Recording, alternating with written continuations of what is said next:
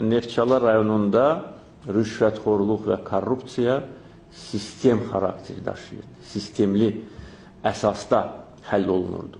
Və demək olar ki, rüşvətxorluq və korrupsiya bütün qurumları sarsılmışdır. Təsəvvür eləyin, rayonun ən zəngin insanlardan biri Mərkəzi rayon xəstəxanasının baş həkimidir. Onun varidatı haqqında indi hüquq mühafizə orqanları məlumat əldə ediblər. Nəyin hesabına bu adam varlanıb? Bu biznesmendir? Yox. Bu iftiraçıdır? Yox. Buna böyük miras qalıb? Yox. Nəyin hesabına? Xəstələrin boğazından çıxarılan pullar hesabına.